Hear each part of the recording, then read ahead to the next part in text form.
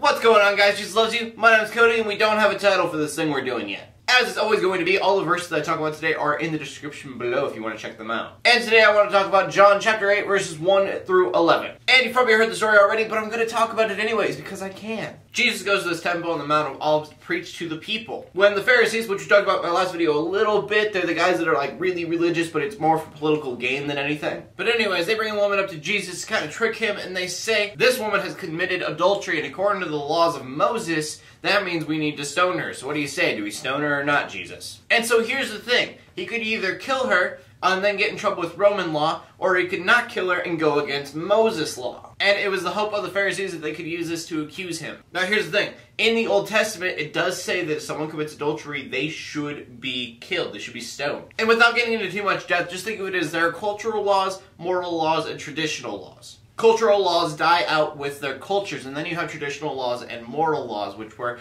done during the time of Jesus. As Pentecostal Christians, we are under the New Covenant, which means we only acknowledge laws that deal with moral. In that way, committing adultery is still a sin, but it is not a sin not to stone her for committing adultery. And this is something that the Pharisees knew, but they wanted to trick Jesus. So they're like, huh? So what do you think? What's your answer? Jesus started writing in the sand, but they kept on questioning, so finally he stood up and he said, okay, you know what? He who has never sinned cast the first stone. And after this, everybody got really quiet, and then the older one started to walk away, and then eventually everybody started walking away. Jesus then said to the woman, nobody has condemned you, therefore I don't condemn you.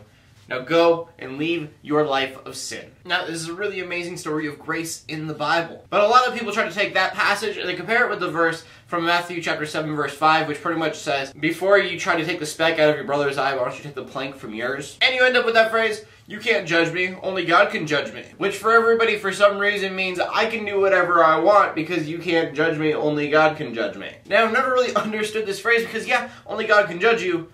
But that means that only God, this like perfect being with the highest standards in the universe, can judge you. I mean, just me, I would much rather someone with lower standards judge me. And I personally wanted to bring that up because a lot of people seem to think that way. Jesus didn't say to the woman, no, nobody's condemned you. Go live your life of sin, like exactly like you were before you got in trouble. He says, go and sin no more. And now when I say that, I don't mean as Christians we should judge everybody and tell them they're going to hell at all times and keep like freaking out on them about their sinful lives. Like, I know for a fact that me and you are still sinners, and if you say you're not, then you're being self-righteous, and that's sinful. I don't think it was wrong for the Pharisees to take the adulterer and tell her what she was doing was wrong. But they went beyond that, they went beyond love, and started punishing her for it. So if you see someone struggling with sin in their life, you should help them. I would at first tell them, hey, do you know that this is a sin? Maybe they don't know. And then something we don't do enough, we just say that and then we leave. Ask them if there's anything you could do to help them fight it. And then drop it.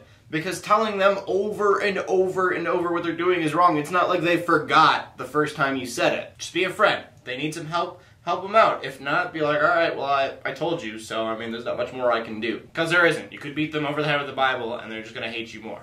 So, moral of the video, only God can judge you, but he's still going to judge, and that's kind of a scary thought. The only way to not be guilty is to realize that you are guilty, and that only Jesus can save you. Because he's already paid your bail, you just have to take it. Anyway, my name's Cody, I'm in closing, let the haters hate, let the Christians pray, to everybody like, subscribe, I'll see you later, and God bless.